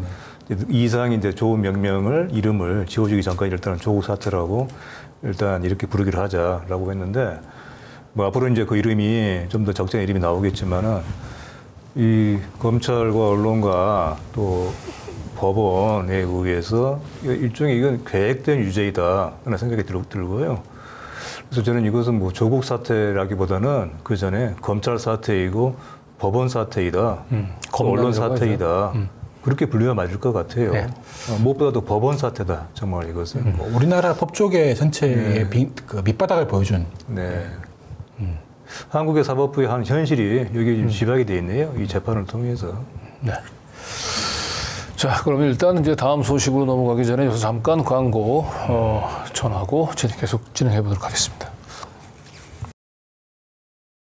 시민이 만드는 사회 공익 채널 시민 언론 더 탐사 다시 시작합니다.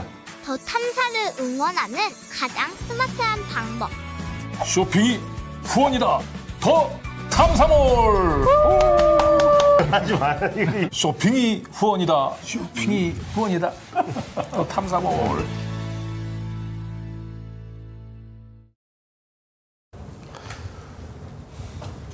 네, 오늘 소개해드릴 상품은 아빠맘 연구소 제품인데요.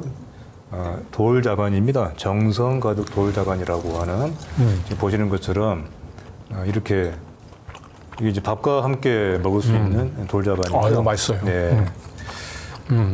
요즘에 참 이제 모든 게 오르고 있죠. 반면에 수입은 줄고 있고 이렇게 경제적으로 부담이 되는 상황인데 좀 비교적 저렴하게 준비할 수 있는 밑반찬으로 더 탐사몰에서 준비한 아빠맘 정성 가득 돌자반 세트입니다. 이건 서해안의 청정 지역에서 100% 국내산 원초만을 사용해서 만든 것이고요. 올리브 오일, 또 김치 유산균을 소금에 배양해서 만든 유산균 바이오 솔트로 건강함을 더했습니다. 바삭하고 또 달콤 짭조름한 맛이고요. 뭐 이거 하나면은 아주 뭐 한 끼 식사가 그 양념이 가능할 것 같습니다. 예. 또 아이들이 좋아하는 돌자반 주먹밥도 만들 수가 있죠. 밥 위에 솔솔 뿌려서 아보카도 명란 네, 풍미가 예술이에요. 등을 고명으로 올린 돌자반 덮밥으로도 좋습니다. 가격은 45g짜리 7봉이 27,000원입니다. 네. 더 탐사몰에서 저렴한 가격에 만나보시기 바랍니다. 네, 쇼핑이 후원이다. 더 탐사몰. 여기 광고 훈장님도 한번 직접 한번 맛을 보시죠. 아주 진짜 예술입니다. 제가 이 자반을 좋아하는데 조금 덜 짜네요. 네. 어떤 브랜드는 좀 많이 짠 경우가 많아서. 천연 재료를 뭐 좀 감히 조미를 한 것 같은데, 야, 아주 황금 비율로.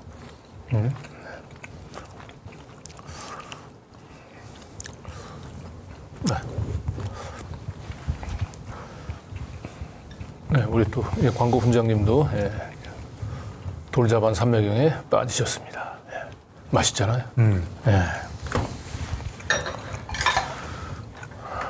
쇼핑이 후원이다. 더 탐사몰. 그래서 이렇게 광고 마치고 계속 소식 이어가 보도록 하겠습니다. 오늘도 시민언론 더 탐사 그리고 스튜디오 더 탐사 두 군데를 통해서 동시에 라이브 진행 중이고요. 스튜디오 더 탐사에서 구독, 좋아요, 알림 설정도 잊지 말아주시기 바랍니다. 예, 그리고 스튜디오 더 탐사 스태프들이 저한테 간곡히 부탁을 했습니다. 예, 스튜디오 더 탐사 구독과 함께 슈퍼챗 후원도 아마 부탁드리도록 하겠습니다.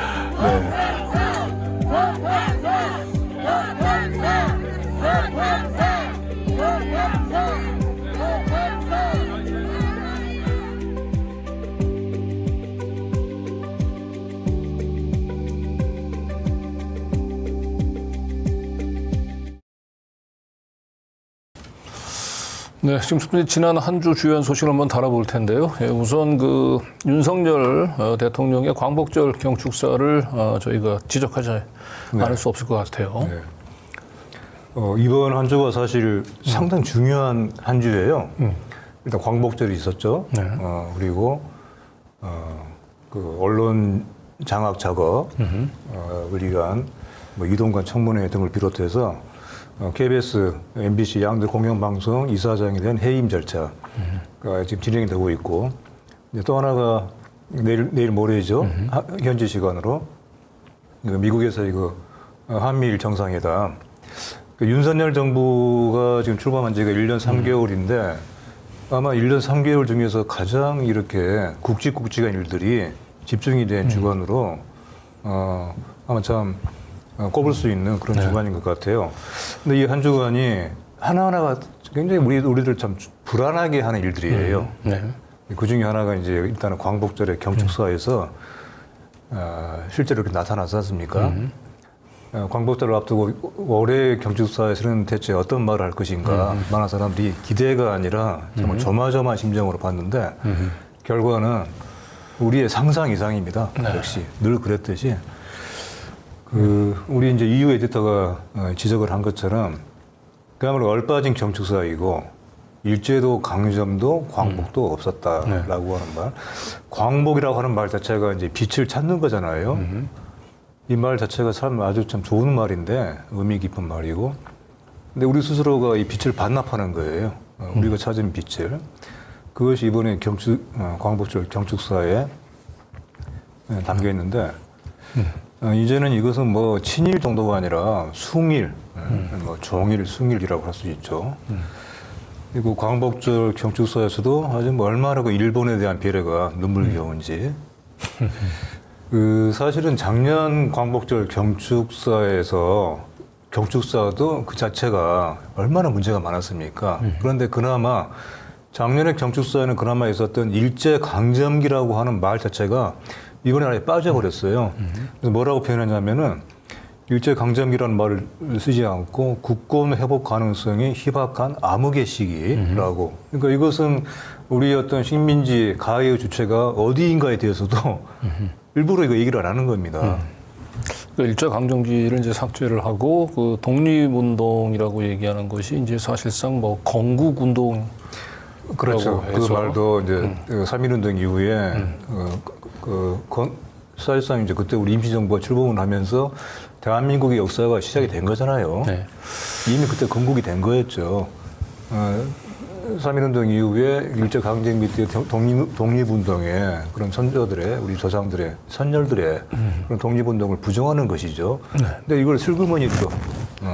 그러니까 일제 강제 합병을 이제 부인을 하는 거죠. 강제 합병이 불법적인 그리고 국권 찬탈을 한 것이 아니고 이것은 합법적인 지배를 전제로 해서 일제 35년 동안은 우리가 국가가 존재하지 않았다라고 하는 이제 인식을 드러낸 건데, 국권 회복의 가능성이 희박한 암흑의 시기라는 이런 표현은 당시에 그 친일을 했던 그 인사들의 정당화를 시켜주기 위한 어떤 명분으로 보이거든요. 그런 의도가 없지 않죠. 매우 이거 모호한 표현이죠. 그렇잖아요. 그리고 일본 신문에서는 거꾸로 이제 이 과거사 문제를 전혀 언급을 하지 않은 광복절 경축사에 대해서 상당히 호평을 했군요. 우리 그렇죠. 요미우리 신문에서는. 그리고 일본 언론 자체가 사실 의아한 것이죠. 어떻게 한국의 대통령이 광복절 경축사에서 과거사 문제에 대한 이런 그 언급이 일제 없었다 하는 것은 일본 언론이 보기에도 이건 좀 의아한 것이겠죠. 네. 그리고 이제 단순히 과거사 언급이 없는 걸 떠나서 이제 그 일본이야말로 우리와 보편적 가치를 공유하는 미래의 협력 파트너라고 네. 하는 거를 광복절날 네. 얘기를 한 겁니다. 네. 그러니까 일제에게 있어서 이제 그 과거 그 침략, 그 범죄를 사실상 다 씻어주고, 예. 일본은 이제 우리하고 보편적가치를 이제 공유하는 나라다라고 얘기를 한 건데, 대통령이 생각하고 있는 독립정신이라고 하는 게 어떤 건지를 뭐 단적으로 보여준. 네. 그것도 대가 없이 아무 대가 없이. 예. 그런데 이런 대통령의 이 같은 인식에 대해서 그 윤석열의 그 초등학교 정말 단짝이었던 이철호 교수이죠. 네, 있죠. 이철호 연세대. 교수의 아버님인 그 이종찬. 이용찬. 그전제 광복회 회장이죠. 네. 이 대통령의 이러한 그 광복절 이 기념사에 대해서 전혀 동의할 수 없다라고 하는 얘기를 했어요. 네. 그래서 네. 제가 볼 때는 윤석열 정권이 점점 더 이 보수 진영 내에서도 그 비상식적인 이 언사와 행동으로 점점 더 고립돼 가고 있는 게 아닌가 싶습니다. 네. 네. 그래서 우리 김진호 에디터는 이제 민주주의 운동가를 또 반국가, 그렇죠. 네. 반국가 세력으로 좀 매도한 부분도 이번 광복절 경축사에서 매우 네. 우려스러운 광복절 부분인데. 경축사의 이제 여러 부분들, 자, 뭐 어느 한 대목 하나가 그 문제가 없는 것이 없지만은 특히 이번에 이제 그야말로 느닷없이 민주주의, 인권, 진보주의 뭐 행동가를 위장한 공산주의다라고 하는 이런 그 정말 모독적인 발언이죠.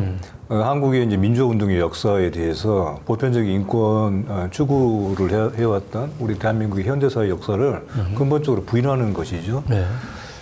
윤모 대통령이 이제 학생 시절에, 대학생 시절에 이를테면 뭐 민주화의 운동이니 대한민국 현대사의 역사에 대한 최소한의 이해가 없는 것, 그리고 열심히 도서관에서 그 법전을 파고든 것, 그 자체를 뭐라고 하지는 않습니다. 네, 하지만 그 많은 사람들이 그때 이 군사 독재에 항거하면서 희생이 되고 그러면서 목숨을 잃고 피를 흘렸던 거, 그 역사에 대한 최소한의 존중은 있어야죠. 이것은 대통령 이전에 인간으로서의 도리 아니겠습니까? 예, 앞으로는 아마 내년서부터는 광복절의 명칭이 이제 명칭도 바뀌지 않을까. 반공절로. 반공. 그렇습니다. 네. 그래서 이제 이 경축사를 보고 우리 신문에 우리 민들레 에디터 한 분이 그렇게 얘기를 하더라고요. 이것은 광복절 경축사가 아니라 어떤 6.25 전쟁 종전 기념사를 보는 것 같다더라고 얘기를 하더라고요. 이런 뭐 반공인이 뭐라 공산주의 맹종이라는 얘기를 이제 하는 거를 들면서. 네, 하지만 사실은 그 6.25 종전의 기념사로도 그건 맞지 않는 말들이죠. 이것은 어떤 말이 뭐 맞고 안 맞고 하는 걸 떠나서 말 자체가 얼마나 저급합니까? 네. 단순하고 무지하고. 또 하나는 이제 근데 바로 이제 어제 아니 광복절에 한국의 대통령이 이렇게 일본에 대해서 구애의 말을 하고 있는 동안에 협력하자라고 하는 얘기를 하는 동안에 일본에서는 정작 야스쿠니 신사의 공물을 올렸잖아요. 일본의 내각들이 또 가서 참배를 하고. 예, 전범들이 합세된 야스쿠니 예. 신사의 공물을 보내고 있는 총리가 직접 나서서 그렇죠. 그런데도 일본을 그냥 우리하고 보편적 가치를 공유한다. 예. 예, 아마 일본의 이 총리가 올린 야스쿠니 신사의 공물에 한국 대통령의 광복절 경축사를 같이 올려도 전혀 이상하지 않겠다. 야스쿠니 신사에 있는 일본의 그 전쟁 뭐라고 하죠? 전쟁의 그 전범들의 혼이 아주 흡족해하겠다. 그런 생각이 들죠. 네. 네. 그래서 우리 이제 김진호 에디터는 우리 귀에 익숙한 그 광복절 노래 있죠. 흙 다시 만져보자로 시작되는 이 노래의 이제 유래를 언급을 이제 하시면서 이 노래가 이제 1949년도 이승만 정권이 이제 그 공모를 해서 그 만든 이 노래네요. 그런데 그렇습니다. 이 광복절 정인보 선생이 작사를 한 것이죠. 작곡이라고 잘못하는데 정인보 선생, 이당 정인보 선생이 작사를 하고 아주 참 감동적인 노래지 않습니까? 우리 민족의 감격이 드러난 이게 이제 그래서 우리 해방의 감격을 노래에 담은 것인데 우리가 이제 백보양보를 하더라도 최소한 절대로 이런 말들을 하지 말아야 되는 날들이 몇 날 있다고 한다면은 근데 그런 날들이 광복절이 있고 3.1절이 있잖아요. 근데 바로 그 광복절과 3.1절에 사실은 이 대통령이라고 하는 사람이 이런 식의 민족을 부인하고 독립운동의 역사를 부인하고 대한민국의 자주성을 부인하는 말들을 다른 날도 아니고 이 날들에 지금 하고 있는 것이고, 저는 돌이켜 보면은 지금의 그 윤 정부의 이런 그 친일, 매일, 종일, 숭일 이런 구력 외교의 출발이 돌이켜 보면은 사실 작년에 광복절이었던 것 같아요. 예, 그것이 이제 그 후에 해를 바뀌면서 뭐 3.1절 그리고 이제 이른바 강제 동원에 대한 뭐 제3자 변제 방안, 그리고 최근에 이런 그 대일 외교 등을 통해서 쭉 이어지고 있는 것이잖아요. 그런 점에서 지난 8월 15일에 시작했던 그 윤 정부의 대일 굴종 외교, 숭일 외교의 하나의 지금 결산이었다. 이번 광복절 경축사가. 근데 불행하게도 이것이 결코 끝이 아니다. 좀 더 뒤에 설명드리겠지만은 바로 내일 있는 미국에서 한미일 정상회담에서 다시 한번 또 다른 이런 그 절정 아닌 절정으로 윤석열 나아가는 단계에 있는 대통령이 것이죠. 생각하고 있는 이제 이 보편적 가치라고 얘기하는 것이 결국은 이제 대러를 중국과 러시아를 겨냥한 이제 한국을 사실상 이 반공 전초기지로 만들겠다라고 하는 발상인 것 같아요. 네. 그래서 이번에 캠프 데이비드에 가서 이제 한미일 안보 협력 체제 이걸 이제 대못 받기를 시도하려고 하는 게 아닌가, 이제 이런 이제 이유 에디터가 분석을 내놓고 있죠. 네. 이유 에디터가 이제 분석한 것처럼 한국이 이제 최하위 파트너로 전락할 것이다. 삶이 이미 전락하고 있죠. 한미일이라고 이제 우리는 흔히 부르지 않습니까? 근데 사실은 이제 실제로는 저것이 미일 협력체이고 한국은 그 아래에 하위 파트너로 있는 것이죠. 정확히 말하면 동맹은 미일간인 것이고 한국은 그 아래 미국과 일본을 아래에서 받쳐주는 일종의 그런 종속 관계를 자청하는 것이죠. 저것은 북한 저지를 내고 중국을 겨냥을 해서 이제 아시아판 나토가 되는 거 아니냐라고 하는 분석도 내놓고 있고요. 일본이 유엔사 진입의 초일기에 들어갔다, 이런 분석도 그렇습니다. 내놨네요. 예. 이번에 이제 광복절 기념 경축사에도 그런 대목이 나오잖아요. 일본의 7개의 유엔사 미군 기지가 동북아 안전에 중심 역할을 하고 있다라고 얘기를 하지 않습니까? 그렇죠. 그 사실은 이제 상당히 많은 걸 시사를 하고 있는 것이죠. 그래서 이것이 일본이 자위대가 유엔사에 진입하는 것의 하나의 지금 일련의 어떤 흐름 속에 있는 것이고, 근데 이것이 단순하게 유엔사 진입에 그치는 것이 아니라 이 말은 일본군이 이제 한반도의 본토에 상륙할 수 있는, 지난번에 그러니까 그 부산항에 일본의 군함이 입항을 했잖아요. 하지만 한반도의 내륙의 땅에 상륙하지는 않았던 것이거든요. 근데 하지만 앞으로 그것이 일본군이 한반도 땅으로 당당하게 걸어 들어올 수 있는 날이 머지가 않은 어떤 신호가 아니냐, 그런 지금 예상이 나오는 것이죠.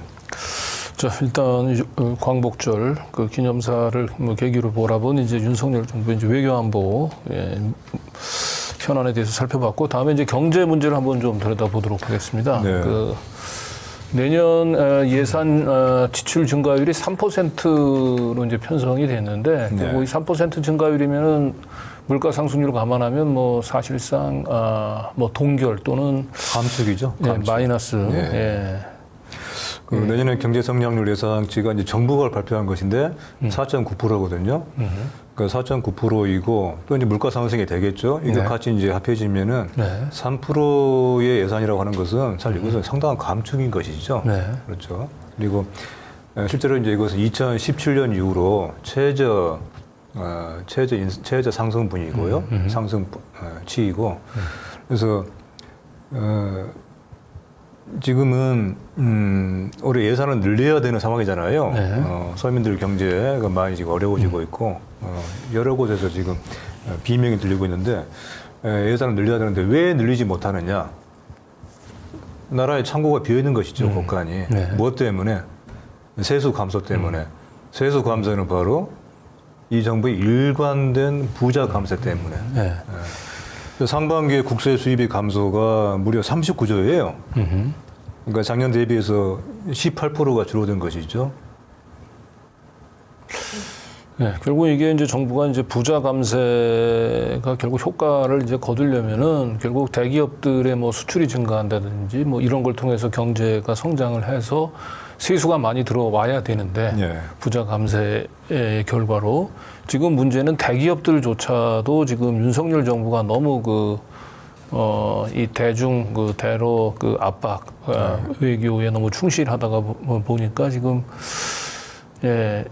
그 결과로 인해서 우리가 미국이나 이제 일본의 이제 그 안보 협력에 상당한 이제 도움을 주는 대가로 그나마 미국이나 일본으로부터 뭔가 경제적으로 뭔가 도움을 받는다든지 뭐 이런 게 있어야 되는데 예.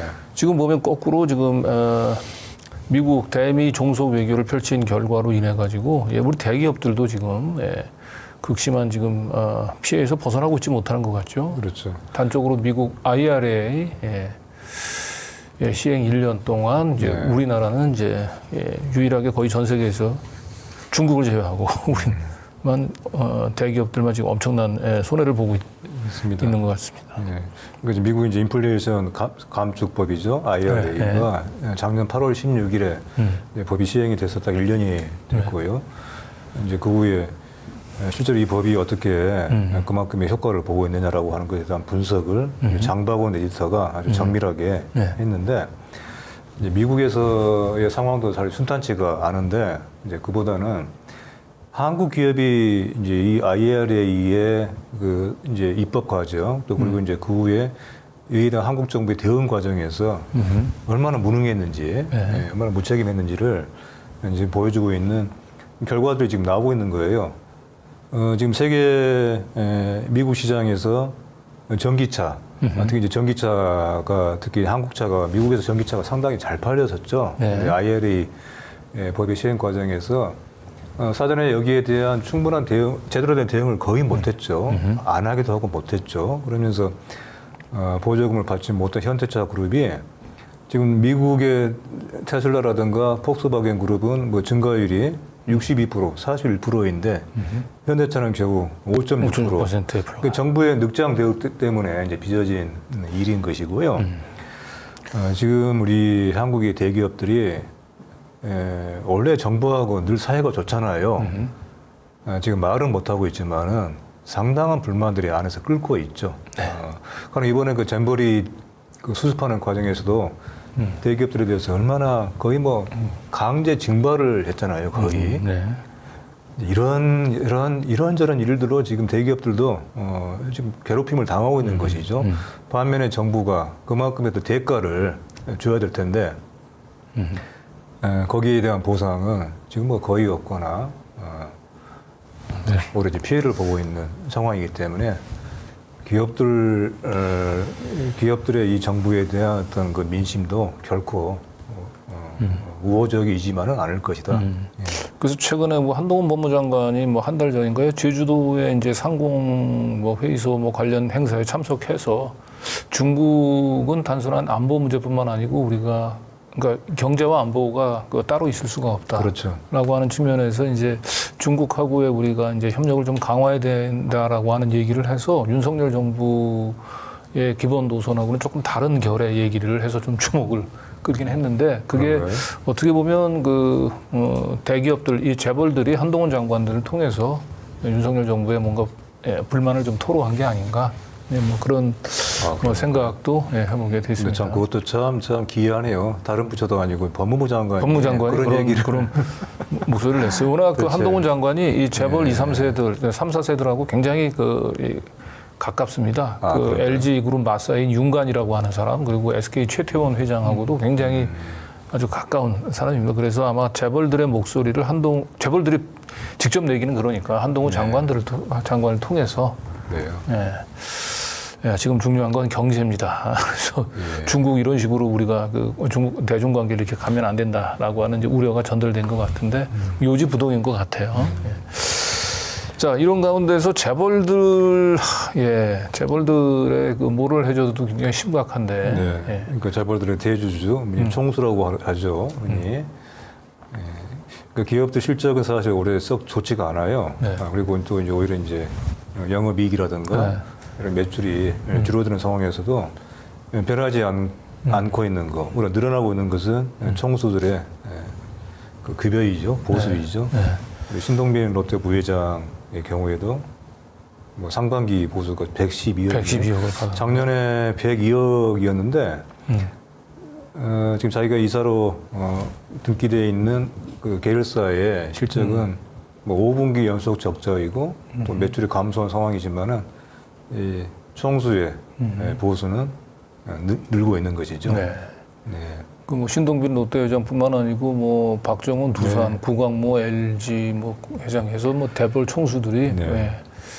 다 뭐 수십억 이상을 네. 보수로 챙겨 갔습니다. 이렇게 경제가 어려울 때 뭔가 재벌들이 같이 그 어려움을 함께 동참하려고 하는 그런 모습을 보여줘야 되는데. 네. 예.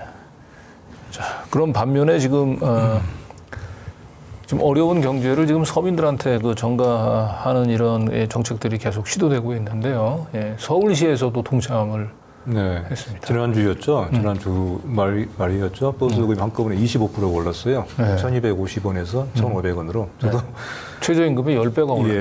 예. 예, 최저임금 2% 올랐는데 예. 버스요금 25%가 올랐어요. 네, 버스를 타고 다니는 저로서도 아침에 이거 요금 네. 카드를 댈 때마다 참 물가하고를 실감을 합니다.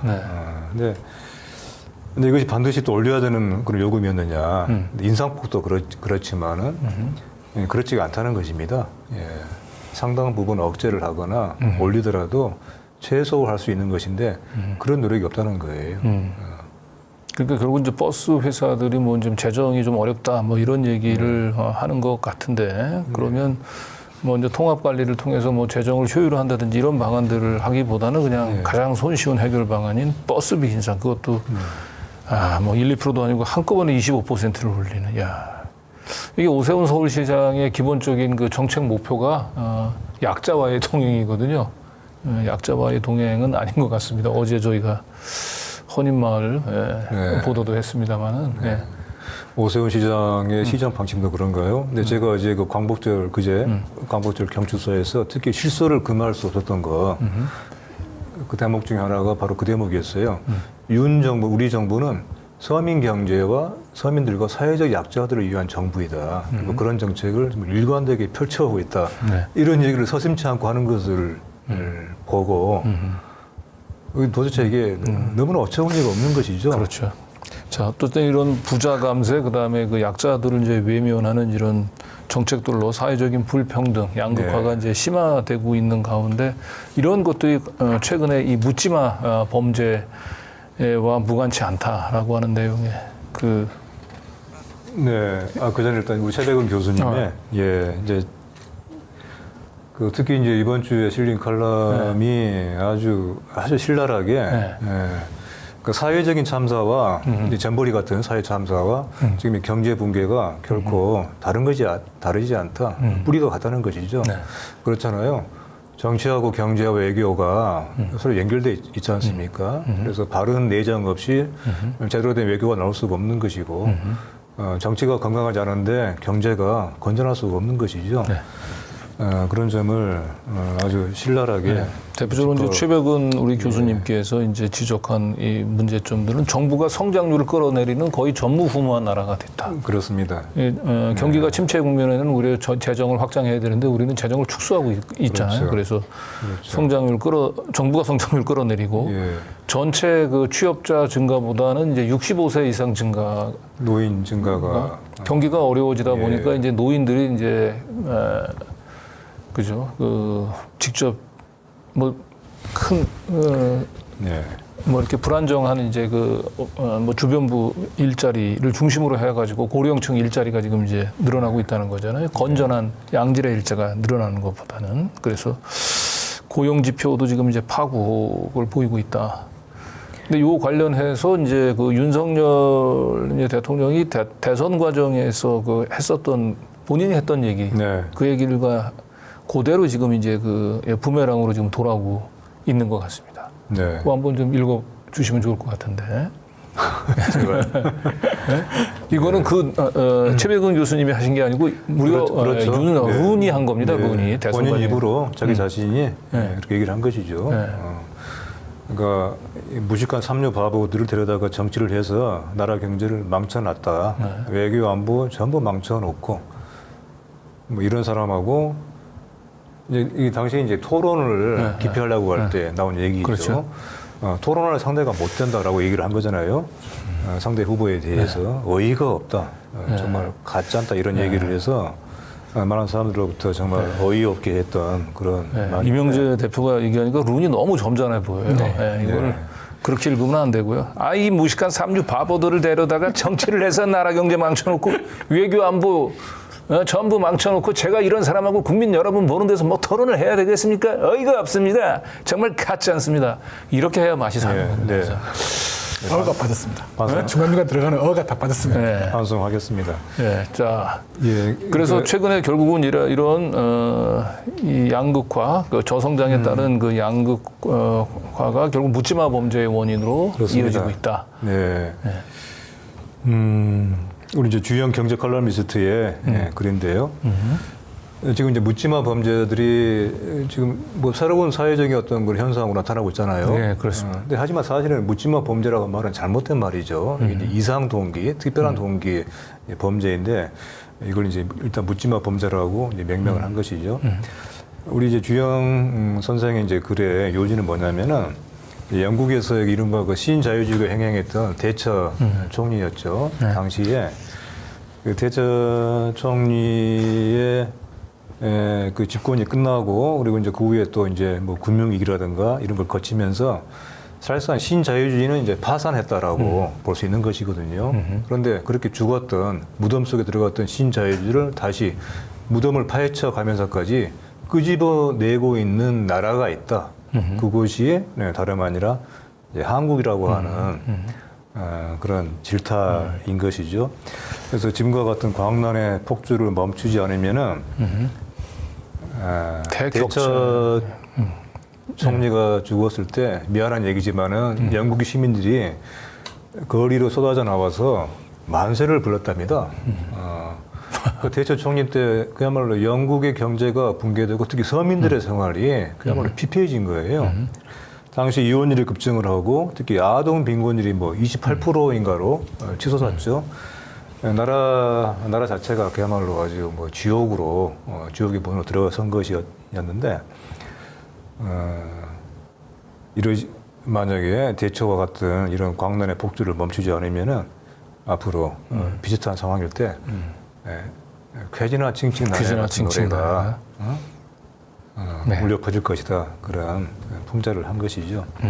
이게 이제 쾌지나 칭칭이 유래가 보니까 임진왜란 때 일본 장수 가등청장 조선군이 패해 도망가는 것을 보고 우리 백성들이 그 기쁨에 넘쳐 부른 노래라고 얘기하는데 이런 대격차의 시대를 통해서 묻지마 범죄를 낳고 있는 이런 윤석열 정권이 패퇴하는 그날 우리 나라 이 시민들이 나와서 그 쾌지나 칭칭으로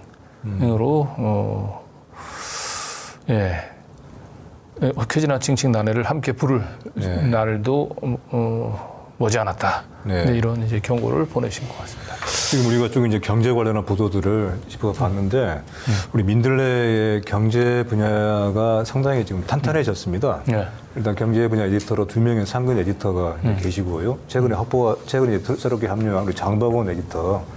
기존에 경제지의 논설위원을 그만두고 이제 민들레를 합류했다라고 말씀을 드렸죠. 이제 그분과 함께 이제 최백우 교수님도 계시고 또 지금 소개한 우리 전문가 필진들이 몇 명이 있어요. 주영 선생도 계시고 또 기훈 선생도 계시고 또 이태경 의원도 있고요. 한 분 한 분들이 아주 깊은 그런 넓게 그런 한국의 경제에 대해서 제대로 된 이런 그 외교 안보 분야에 있어서는 사실은 이제 민들레가 굉장히 그 특장점을 가지고 또 좋은 필진들 칼럼니스트들이 많았는데 이제 경제 분야까지 이제 민들레가 좀 필진들이 좀 탄탄히 보강되고 있는 것 같습니다. 제가 이제 경제 분야 보도를 특히 저희가 많이 소개해 드리는 것은 그렇습니다. 만약에 지금 정상적인 언론이라면은 또 정상적인 정부이면은 경제 위기라고 하는 말이 경제 파탄이라고 하는 말이 언론에 이게 뭐 하루 이틀 정도가 아니라 매일같이 나와야 되는 상황이에요. 그만큼의 경고가 필요한 상황입니다. 하지만 지금 우리가 보고 있는 언론들이 그렇습니까? 그렇지가 않잖아요. 또 하나는 지금 이제 경제 위기의 본질은 어떤 전반적으로 나라가 이렇게 내리막길인 것과 함께 또 하나는 정말 부익부 빈익빈의 심화 이거잖아요. 근데 이거는 단순하게 부익부 빈익빈이 이것도 물론 뭐 어제 오늘 일은 아니지만은 특히 이 정부에서 부익부 빈익빈이 더욱더 어떤 그 악성적인 것은 이것이 상당히 계획된 부익부 빈익빈이라는 거예요. 의도적인. 철저하게 집요한 그 부자 감세 그리고 서민들에게 들어가는 돈은 많이 막아버리는 이런 정부의 일관된 정책에 의해서 오히려 조장되고 있는 것이죠. 이런 점들에 대한 지적이 지금 아주 파상적으로 이루어져야 돼요. 네, 제가 그래서 보기에는 민들레가 내보내고 있는 경제 보도에 대해서 더욱더 많이 좀, 네. 좀 관심을 가져주시라고 하는 그런 말씀을 드리고 싶네요. 네, 그리고 오랜만에 우리 이봉수 제주도에서 네. 활동하고 계시는 이봉수 교수님이 오랜만에 칼럼을 보내오셨네요. 네. 부당한 지시엔 항명해야 비극을 네. 막는다. 지금 바로 그 해병대 수사단장 아주 어려운 박정훈 대령. 네, 이걸 보면서 그 박정훈 대령에 대한 어떤 이런 그 뭐라고 할까요? 해병대 출신이에요. 이봉수 교수님이 해병대 장교 출신이죠. 그래서 해병대 선배로서의 후배에 대한 어떤 그 애정의 말이기도 하고 박정훈 대령과 같은 이런 항명이야말로 사실 진짜 항명이 아니다 이것은 정당한 그러니까 부당한 명령에 대한 항명은 항명이 아닌 것이잖아요. 오히려 부당한 명령에 복종을 할 때 그것이 오히려 그 부당한 일이 되는 것이거든요. 그런 점에서 우리 박정훈 대령의 어떤 용기 있는 행동에 대해서 우리가 아주 많이 주목을 해줘야 되는 필요가 있고요. 또 하나는 이봉수 교수의 말씀이 이렇습니다. 자, 과거와 같이 군인이든 공무원이든 언론이든 부당한 지시나 간섭에 저항한다 해도 과거와 같이 이제 특히 이제 해방 직후에 제주 4.3 항쟁 때 얘기인데 생명을 위협받을 일은 없어요. 그렇잖아요. 네. 그런데도 왜 지금 이렇게 부당한 지시를 거부하는 사례가 거의 없는지 하는 것에 대한 개탄을 또 하고 있는 것이죠. 그런 점에서 박정훈 대령과 같은 이런 어떤 그런 분들의 모습이 더욱더 우리 사회에 많이 좀 나와야 된다 하는 얘기를 하고 계시죠. 네. 예, 이렇게 해서 이제 지난 한 주간 이제 주요한 현안들을 이제 다 살펴봤고 저희가 이제 마무리 해야 될 시간인 것 같습니다. 다시 한번 우리 이 청정 언론 민들레에 대한 후원 부탁을 드리고요. 네. 그리고 이번 주부터 처음 선보였던 8시 우리 오후 8시 밤 저녁 8시 민들레 뉴스 다음 주에도 계속 이어집니다. 네. 예. 자, 이렇게 해서 우리가 이제 오늘 시사톡톡 이번 한 주 시사톡톡 이제 마무리해야 될 것 같은데 우리 오랜만에 나오셨던 우리 박지훈 대표님 마무리 말씀 듣고 오늘 방송 정리하도록 하겠습니다. 저번에도 제가 한번 말씀드렸던 것 같은데 조금 전에 화면 지나간 것처럼 민들레에 대한 후원이 또 곧 조국 사태에 대한 관심이기도 하기 때문에 지금 다른 어떤 언론에서도 실어주지 않고 있는 또 폄훼의 의미로만 거론하고 있는 조국 사태를 진지한 관심을 가지고 지금 지속적으로 게재를 해주고 계셔서 민들레에 대한 후원을 해주시고 또 뭐 꼭 굳이 후원은 아니더라도 또 많은 기사를 보시고 또 뭐 뉴스레터 신청을 하시면 매일 저녁마다 이제 그 이메일로 다이제스트가 날아오니까 그걸 또 보실 수도 있고 많이 봐주시는 것만으로도 큰 후원이고 또 거기서 한 발 더 나가신다면은 또 금액 회원해 주시면 더 좋고 그렇게 뭐 그런 많은 지원을 부탁드리겠습니다. 네. 네.